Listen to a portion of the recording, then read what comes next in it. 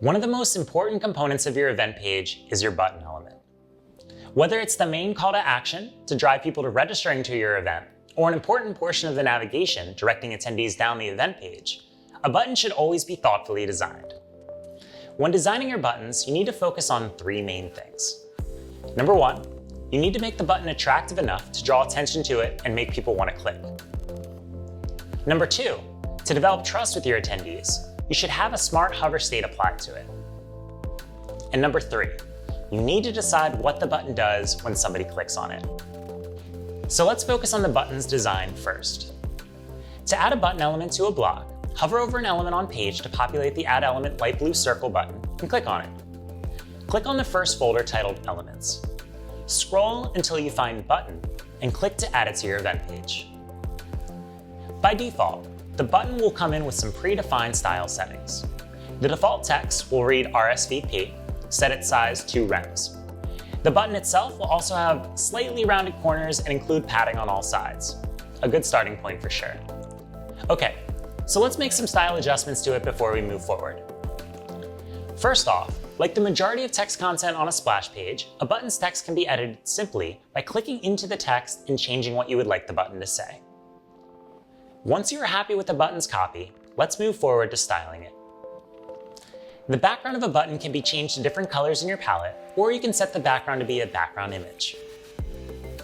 The Font tab can adjust a number of things, including the typeface you are using, the size of the text, which will naturally scale the button up in size, as well as the alignment of the text itself. Next, one of the most important features of a button element is its width. By default, the button element will be set to auto width, which means the button will only be as wide as the context it houses. It is best practice to keep this setting, but feel free to experiment by selecting or entering a different value. As an added tip in Splash design, if you find that your button element is snapping up next to elements above it, you always have the option of wrapping it in its own container by hovering over the element in the Layout tab and hitting Wrap Element. This wraps the element in a 100% wide container so that nothing can sit next to it. Pretty neat little trick. The next set of accordion tools to utilize for styling is margin and padding. As a general rule, the padding on the left and right sides of your button should at least be double what you've set on the top and bottom, if you're going for that rectangular button look. Inside the Border tab, experiment with adding a border to your button and making it as thick as you'd like it to be. To round the edges of a button, increase the numerical value in the radius input field. For a perfectly round button, usually entering a value of 100 pixels should do the trick.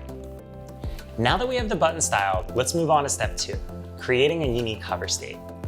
Every element and block on your event page can have a hover state, but the most common element to apply one to is the button. When you are clicked into the button element in the upper right-hand corner of the accordion tools, you will see an Edit Hover button.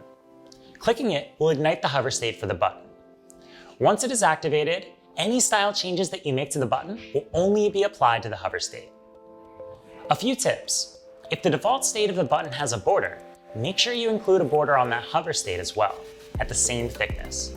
Another good rule of thumb is for the hover state's background color to be different than the default state.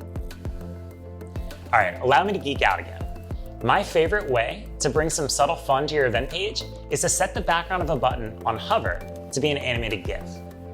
Search for something that is on theme for your event or simply eye-catching via Giphy. Trust me, if you can dream it, they have it. Once you've styled the hover state, be sure to click the blue Done button to lock the hover state in place. Now, when you hover over the button on page, you'll see some animated magic, making for a fun surprise for your attendees. Remember though, hover states will not work on mobile since there is no such thing as hovering over something with your finger on a mobile device. On to our third step. Once we've styled what the button looks like by default and on hover, we need to dictate what that button does when attendees click on it. By default, any button added to your page will launch your registration or ticket form. That will usually be the ideal state 90% of the time, but you're not limited to only that option. To edit what the button does, hover over it on page and click into the Edit Link icon. This launches the button element modal. Inside here, you can change the button's text, just like you can on page. The second column houses what you want the button to do. By default, as mentioned, Open RSVP/ticket form will be the default setting, but click into this dropdown. You also have the ability to have the button link out to a URL of your choosing, scroll an attendee to a specific spot on your event page, contact the organizer, and more. Let's update this button to scroll the attendee to a section on the page. Which section? How about the map log? Feel free to change the display text to be more specific, something like our location. All right, so we've named the button what we want, we've told it to scroll to a section on the page, and that section we selected was the map log. Perfect.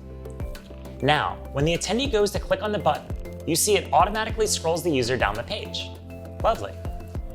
Keep in mind, this is how navigations function as well if you ever come across those and need to make changes. Just click the edit button and repeat the previous steps to execute.